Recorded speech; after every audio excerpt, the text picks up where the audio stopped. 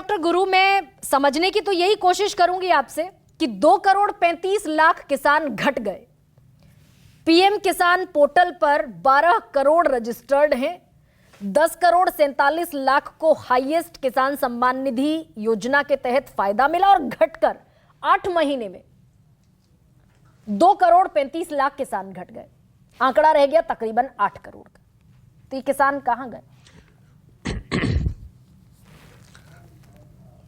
गरिमा जी, आपको और पैनल में उपस्थित हमारे सभी वरिष्ठ साथियों को हमारा नमस्कार।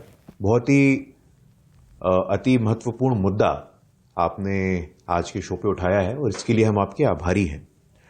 अन्नदाता के साथ न्याय कब, ये बहुत मौजूद सवाल है और आपने एक योजना का प्रमुखता से जिक्र किया है। पहले उस योजना के बारे में मैं थोड़ा बताता हूं और जो आपका स्पेसिफिक प्रश्न है मैं उसका जवाब देता हूं। मैं कोई स्वयं का जवाब नहीं दूंगा, लेकिन इसी प्रश्न का उत्तर भारत के कृषि मंत्री नरेंद्र सिंह तोमर जी ने सदन के पटल पे दिया था कि ये संख्या जो अधिकतम 10,47,00,000 की थी वो अभी 8.25 करोड़ कैसे हो गई है और कम क्यों हो रही है। लेकिन फिर उसके बाद विकसित भारत संकल्प यात्रा में ये संख्या 34 लाख बढ़ी भी है। गरिमा जी, एक छोटा सा करेक्शन है।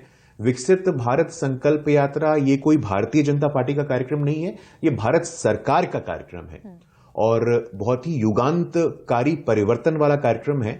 पहली बार सरकार मोहल्लों में, कस्बों में, गांवों में जाकर के ये सुनिश्चित करने का प्रयास कर रही है कि जो 18 फ्लैगशिप स्कीम्स हैं उसमें सभी का पंजीकरण हो, सभी लाभार्थी बने और 100% तक 100% का कवरेज जाए।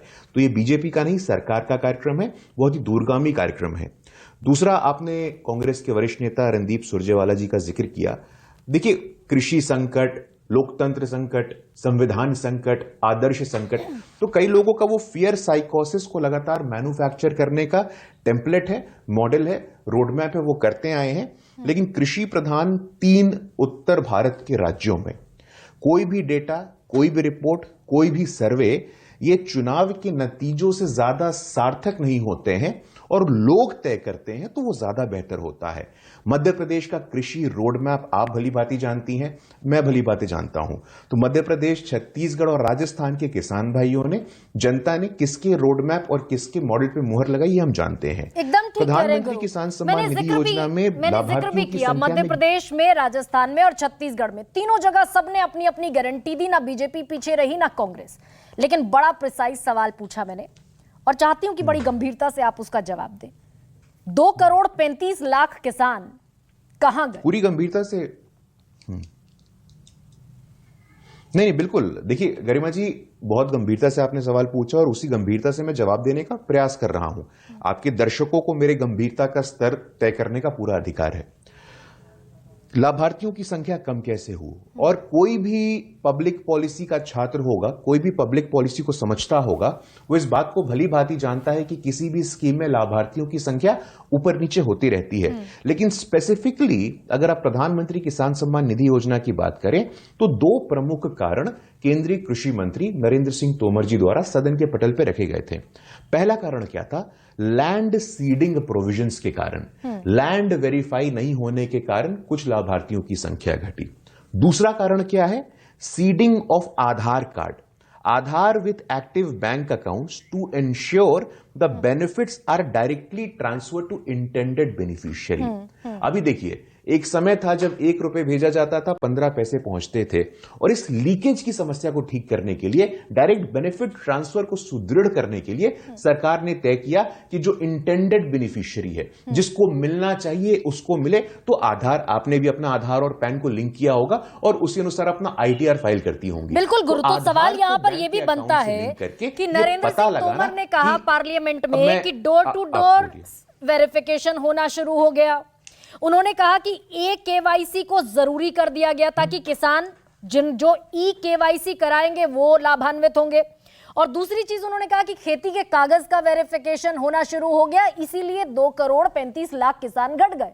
तो फिर सवाल ये बनता है कि जो 2,35,00,000 किसान ये कागजात नहीं जमा करवा पाए, उन्हें लंबे समय तक लाभ मिलता रहा फिर, जो कि नहीं मिलना चाहिए था।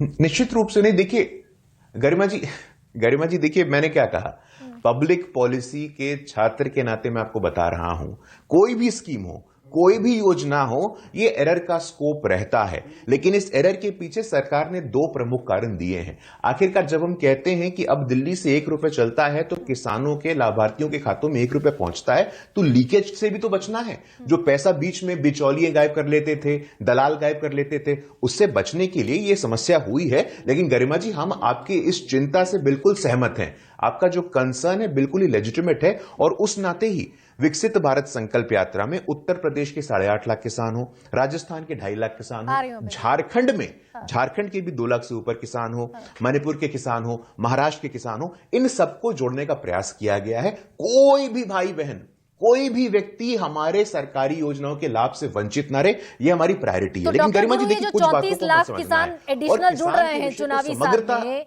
क्या ये वो किसान है जो 2 करोड़ 35 लाख घटे, या फिर ये अलहदा किसान है? नहीं, देखिए गरिमा जी, अभी 2 चीजें आपने इन्फर कर दी कि चुनावी वर्ष में।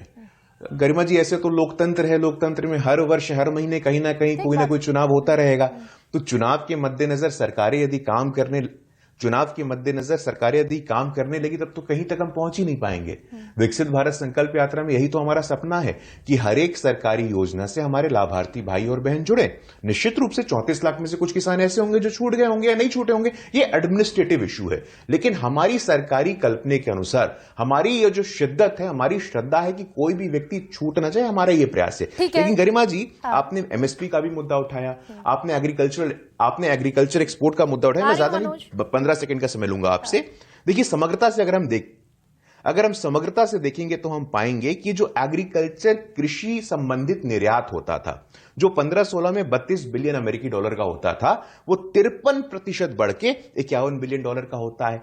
एमएसपी के माध्यम से आप देखिए तो 2013-14 में धान पे एमएसपी 1310 रुपए प्रति क्विंटल। थोड़ा सा आसान भाषा में ये समझाइए कि हम ये जो 6,000 रुपए साल किसानों को दे रहे हैं, 2-2 हजार की 3 किश्तें, 500 रुपए महीना की 1 किश्त, इससे किसान का वेलफेयर होता, या फिर जो घोषणा प्रधानमंत्री ने 2016 में की थी कि हम किसानों की आमदनी बढ़ाएंगे, आमदनी क्यों नहीं बढ़ पाई?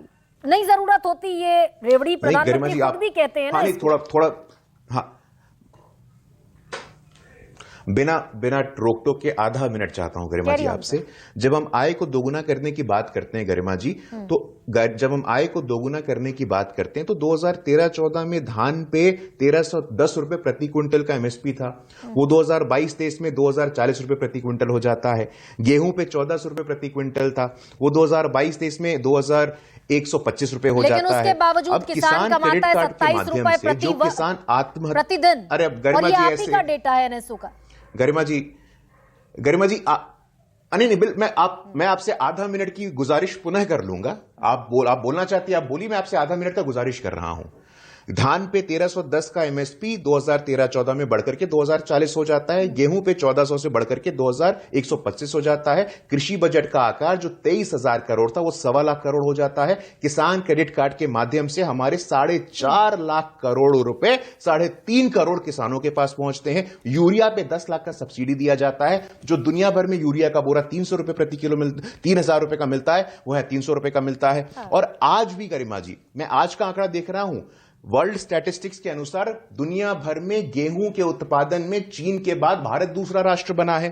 फल के उत्पादन में यही स्थिति है। 1500 से अधिक ड्रोन दीदियों को तैयार करने की तैयारी हो रही है। तो हमारी प्रिपरेशन समग्रता से है। अच्छा लग रहा है किसान, बड़े किसान, दलित किसान, अच्छा लग रहा है जब आप ये सारे दावे कर रहे हैं। लेकिन मैंने बड़ी प्रिसाइजली आपसे 3 सवाल पूछे। पहली बात, इस सब के बावजूद 68,000 करोड़ का बजट आपने बांट दिया किसानों को, उस सब के बावजूद देश का किसान 27 रुपए रोज कमाता है। एनएसओ का डेटा है, आप ही का सरकारी आंकड़ा, 27 रुपए प्रति दिन किसान कमा रहा है।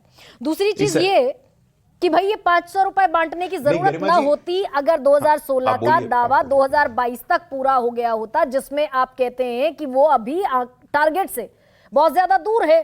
बस ये 2 सवालों का जवाब दे दीजिए। कृषि बजट की आप बात कर रहे हैं, कृषि बजट कुल बजट का घटाते जा रहे हैं आप। 21 में कुल बजट का 3.78% था, 22-23 में 3.36% हो गया, 23-24 में घटकर 2.78% हो गया। टोटल बजट में कृषि बजट लगातार घट रहा है। गरिमा जी देखिए, जिसकी जैसी भावना, आप आंकड़े भी वैसे ही उसको दिखते हैं, लेकिन मुझे लगता है कि 2014 से पहले 23,000 को यदि 1.25 लाख करोड़ किया जाता है तो मैं इसको 5 गुना से अधिक की बढ़ोतरी देखता हूं। यदि गेहूं के एमएसपी में दोगुनी वृद्धि की जाती है तो मैं इसको कमिटमेंट देखता हूं। यदि धान के एमएसपी में लगभग दोगुनी वृद्धि की जाती है तो मैं इसको वृद्धि देखता हूं। यदि किसान आत्महत्या दर कम होता है, किसानों के लिए फसल बीमा योजना की तैयारी की जाती है तो मैं इसको वृद्धि देखता हूं। किसान क्रेडिट कार्ड योजना के माध्यम से 3.5 करोड़ किसानों को लाभ पहुंचाया जाता है तो मैं इसको वृद्धि देखता हूं।